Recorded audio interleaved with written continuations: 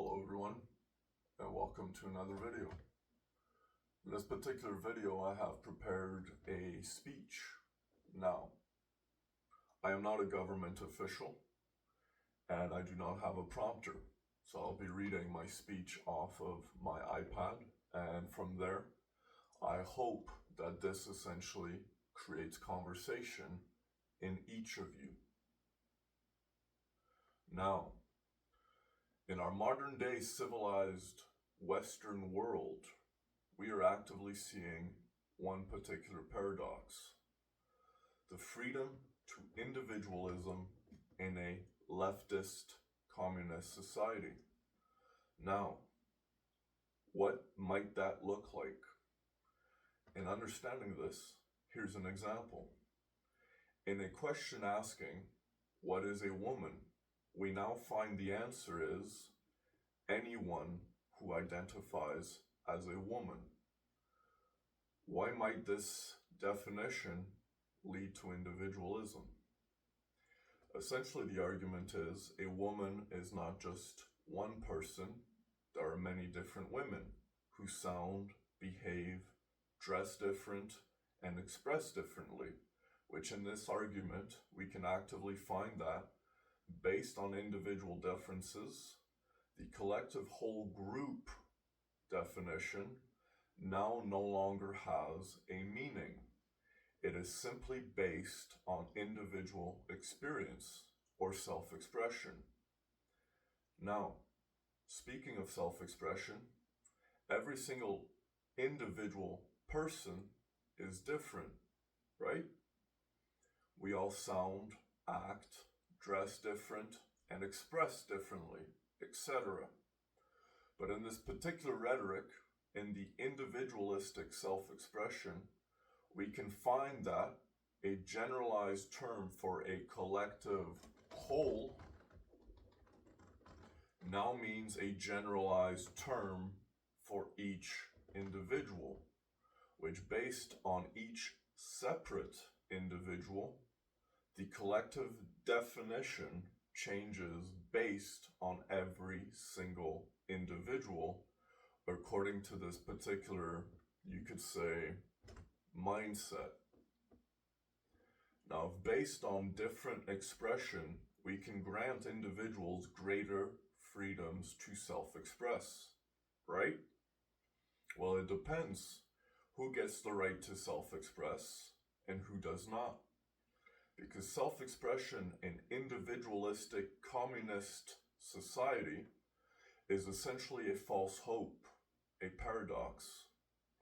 If based on each individual person, a definition from a collective group, such as the definition of a word, such as a biological sex definition, can be changed based on each individual experience. Well, let's see. What makes you unique in the world? Is it your body? As a collective whole, you could say you are either born biologically male or female, a binary. Now we are seeing individuals saying binary is false, and that based on being an individual, the definition of the body does not reflect the individual. And so, what is then the individual? Because if the binary definition is not who you are, which means it is not the body, that is who you are, but how you feel. Because each individual has a different sound, a different behavior, self-expression, etc. So what makes you unique?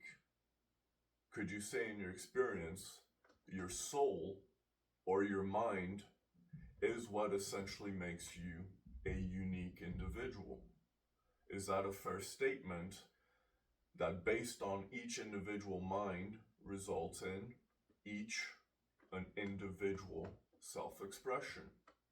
Which based on each individual self-expression, we find the definitions of words of the collective whole group change according to each individual's mind. And so, if each individual mind is unique, why do you, as you could say, as a freely self-expressing individual, why do you identify as an individual experience if you are still obeying a collective group rhetoric, which is telling you, based on being an individual, the definition of the collective group will change from person to person to person to person. What does this invoke? Well, you could say, and you could find, that in each individual self-expression resulting in the collective definition change according to each individual, then we could find that in a group-like mentality, such as communism, we should essentially take on each other's individual definitions and fit in each separate individual's definition of what each individual expression states the collective whole is.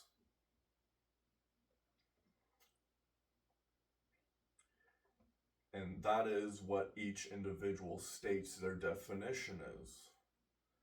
Now, what happens when the definition of something, such as a word, can be changed from each particular individual?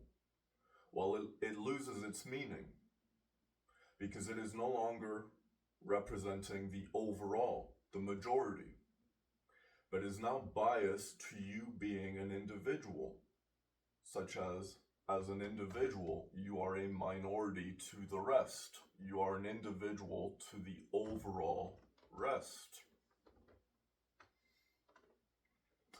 Which means in a communist society, your overall individual self-expression is greater than the group's self-expression, right? Where might that be problematic? Well, if self-expressing could mean committing a crime, violence, rape, murder, then might we find that in the definition of each of these words is a collective definition? And in a collective definition, if we now base the definition of words based on individual experience, well, you could say, hey, you raped me. And the perpetrator could say, well, according to my individual self-expression and my individual definition, that's not rape. Hey, you killed my brother. Well, based on my individual self-expression and individual definition, taking a human life is not murder. Do you see that if we can't collectively agree on what a definition of something is, how can we then create a safety in our society? Well, in my self-expression and individual definition, I should not be punished because I get a get out of jail free card, essentially, every time I simply want it. Because I can continuously change the definition and it will never have a consequence. Because the definition for words can change from each individual person and still be valid, resulting in freedom. Well, my leftist folks, this is a problem.